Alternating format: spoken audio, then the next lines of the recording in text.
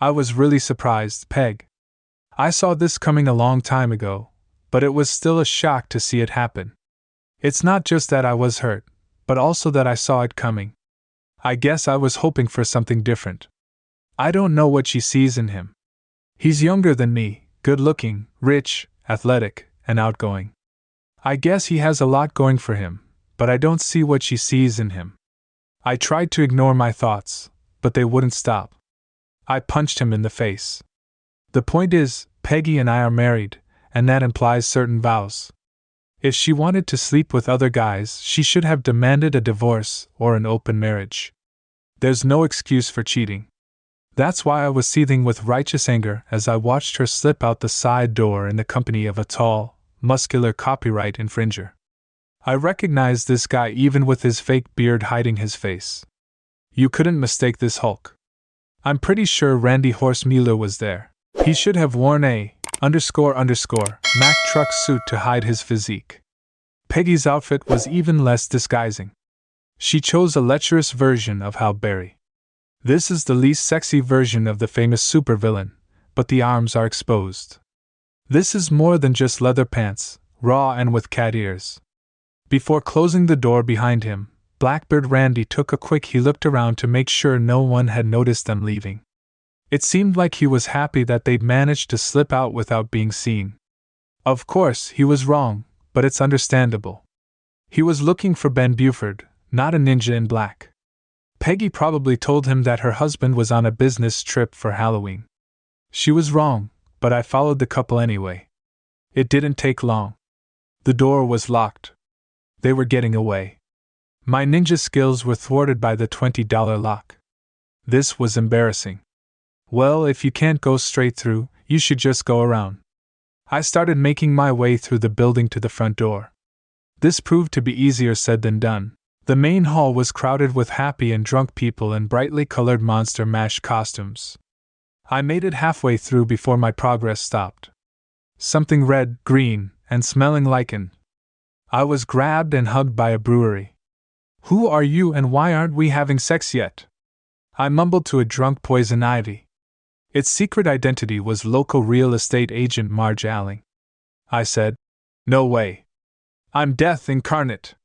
I blurted out, "I'm married," and broke out of her embrace. "Ben," she said, sounding surprised. "Ben Buford," I corrected. "But Peg is here with—" I trailed off, realizing I shouldn't say I wasn't there. "Marge," I said, looking her in the eye with my most intense ninja stare. I gave her a look that said, "I'm not here." "Oh, okay. Whatever. But Ben, if Randy doesn't kill or maim you, you're going to regret it." "I don't know. I'll think about it. We should hang out later." I turned and left the conversation. I didn't run. I'm not afraid of ninjas. I just went in the right direction. When I finally made my way through the crowd to the parking lot, I realized that even the fearsome strength it became clear that the deadly warrior wasn't enough. The birds had slipped away, leaving behind an empty space where Randy's car had been. All I could do was stare out into the moonlit night, wondering where my wife was and what she was doing. I have no idea where the two of them have gone to consummate their relationship. The GPS tracker in Peggy's car was useless. I should have installed one in Randy's car. I muttered to myself as I walked to my rental car, "Great job. Maybe I should have shown up in a Mike Hammer outfit. At least I'd have a gun to shoot myself with." Lost in thought, I remembered that fateful day when I first learned of my beloved wife's intentions. While rummaging through the bedroom for a pair of clean socks, I overheard Peggy and Hannah gossiping outside in the garden. "You won't believe how good he is," Peg said. "He was really quite impatient. And another thing, he could go on forever. I'm telling you, he turned me into a puddle of quivering jelly before he was even halfway through. It was amazing." Both of them were giggling like a couple of idiots. I was just about to stick my head out the window and announce my presence with a loud boom when what Peggy said next stopped me. "You know," she sighed, "I could totally flirt, as you say. Turning into a puddle sounds tempting, but you've got Ben, don't you? Don't do it the same way, of course. We make love, just not as mine. I mean, we've been married for 20 years, so it's only natural that some of the passion has gone away. I love him fondly and can't imagine a better husband, but I'd still like to go out once in a while. I think you should have an affair, Peg. Not in this lifetime, though. Jesus Christ. Hannah, you know how jealous Ben is. He'll divorce me immediately, maybe even shoot me if he finds out. Peggy didn't answer for a few seconds and I was really hoping she would. But then Hannah threw out her suggestion that Randy wants you, Peg. He's asked about you a couple of times. Really, Peggy? You're asking for it. He spotted you at the fair and asked me about you. I'll arrange a date if you want.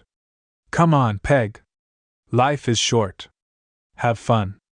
That was all I heard because at that moment 2 more of their friends showed up and apparently these 2 hadn't gone crazy yet.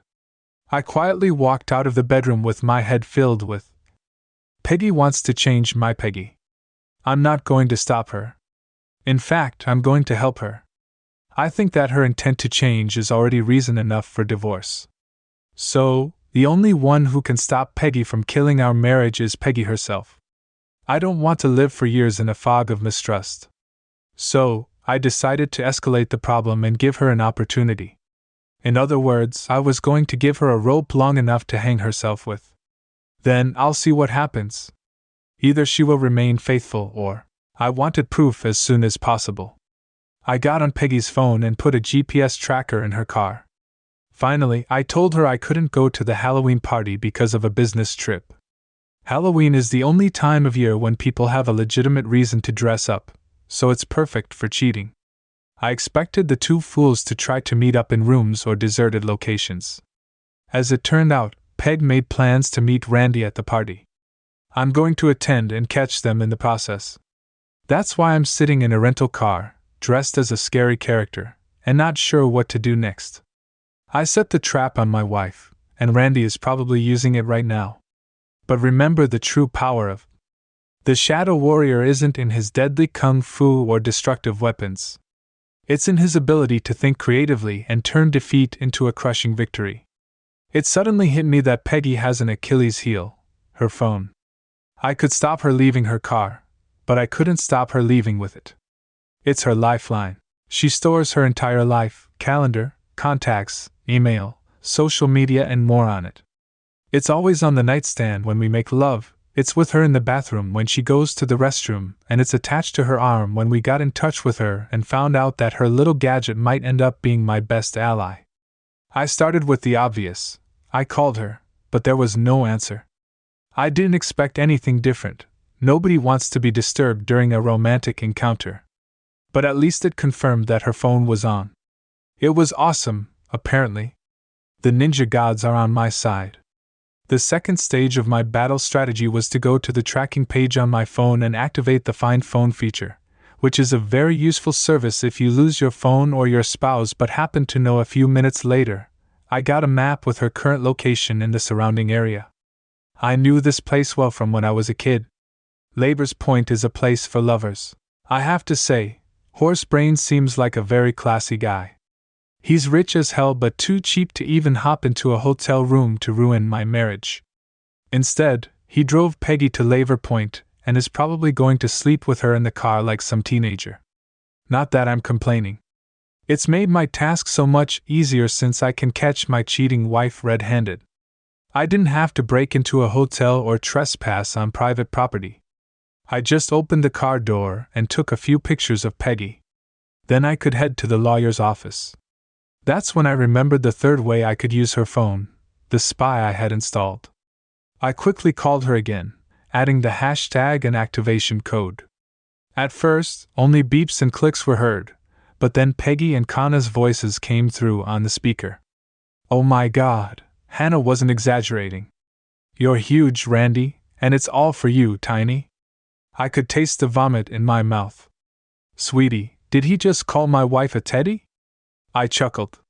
There's a capital offense going on out there.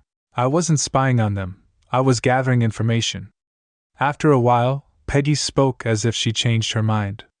I don't think I can do this, she said in a shy voice. I really don't. My mood lifted a little. Was she regretting her betrayal? It's not too late. I'll still have to punish Horsey, but I can at least save my marriage. Oh well, maybe her hesitation isn't about marriage or fidelity after all. Surprise, surprise. Don't worry, Teddy. I promise to be gentle. I heard Horse Dong whisper too. I thought to myself, I'll be sure to subject your family destroying, to 1,000 excruciating ninja torture techniques the next moment. My thoughts suddenly jumped off the rails as Peggy screamed so loudly she almost blew up the speaker. That's how my marriage died, not under the stroke of a judge's gavel. But not under a barrage of screaming homages to the Almighty Lord and friends, amen. Damn it, everyone has a breaking point and I think I've finally reached mine. I've completely lost any semblance of my ninja coolness and pressed the accelerator pedal to the floor. My rental car isn't a very powerful one, so the speed was barely over 10 miles per hour when I rammed into Kanye's car, but judging by the screams, it definitely took the lovers by surprise. As an added bonus, the impact caused their car to roll down the slope until it came to a stop about 100 feet below. The car was pretty powerful, so I was only going about 10 miles per hour when I hit Kanye's car. The couple in it were pretty surprised, as you might imagine. As an added bonus, the impact caused their car to roll down the slope until it came to a stop about 100 feet below. I disconnected the spy call on Peggy's cell phone and called 911 instead. Operator, I'd like to report an accident. I hit a parked car and it rolled down the hill. I think there's someone in it. No, I can't. My leg is injured. Please send someone. My leg was fine, but I didn't go down the hill in the dark. I could wait for the medical staff to arrive. A few hours later, I was sitting in a small room in the hospital, playing peekaboo with a sour face. I said to the police officer, I really like your police suit. It looks almost like the real thing. He replied, keep acting the same way and you can try them out. I decided to stop there. Even a deadly and fearless shadow warrior must choose his battles wisely. When I accidentally hit her and pushed her down the hill, I put on my most sincere expression and repeated my statement. I said I was on the lookout for my wife, fearing for her safety. I was tracking her cell phone and I think I got too distracted while driving to look at the map. I didn't see the car until it was too late. It was dark and there were no lights. You didn't know anything about the lover. He sighed. Well, of course I knew. I replied with a smile. I have an open relationship, you know. Keeping things fresh after years of marriage, you don't know it unless you do it yourself. As they say, I winked at him conspiratorially. He frowned and closed his notebook, not the laptop kind of notebook, but a real, honest-to-goodness, paper notebook. Mr. Buford, that'll be all for now. Thank you for your cooperation. Please don't leave town for the next few days. I may have more questions. I went to the head nurse's office to ask about my promiscuous wife and horse breath. She wasn't very friendly at first. I'm not allowed to share patient information, but I pulled my driver's license out of one of my secret pockets. I was in the same accident as my sister and her boyfriend. I'm very worried and I just need a little bit of information to reassure my sick mom. We're close, you know, she's in a bad way. Oh, you're related to Margaret Buford? Peggy, yes, blonde, 6 feet 2 inches, dressed like Catwoman. How is she? I can see her, of course. Mr. Buford, thankfully your sister escaped physically but suffered severe emotional trauma, which is why she's here. She was splattered with blood from her fiancé, who is she's injured and seems to have a great fear of blood. She's afraid of blood too, but she's also a vegetarian. The nurse made an entry in her journal. I'm so glad to hear your sister's okay. What about Kane? Randolph. The nurse lowered her gaze. Unfortunately, Mr. Meller wasn't so fortunate. He's lost his manhood. What is the upper part of his friend? Yes, that seems to be the case. We believe your sister was doing him good when your car crashed into them, causing him to be badly injured. Unfortunately, the ambulance staff was unable to find the missing tissue. She literally chewed the guy out. I was trying very hard not to laugh, but the nurse misinterpreted my grimace of grief. Oh, don't despair, Mr. Ford. Your friend may no longer be able to procreate in the usual way, but that doesn't mean he can't become a father. Oh God, that was too much. If I don't laugh soon, I'm going to have a brain hemorrhage. I did my best to apologize, Pete. Sorry, Sister too. I apologize. I need some fresh air, please forgive me. I stumbled and I made a run for the door. No problem, Mr. Buford. I'm sorry for the bad news. I heard her comforting words as I rushed through the lobby.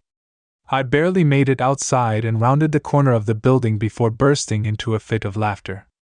This was too good for a $400 deductible for the dents in the front of my rental car. 5 minutes later, I was back at the hospital. I went to Peggy's room, still laughing. She seemed to be asleep, but when I touched her arm, she opened her eyes.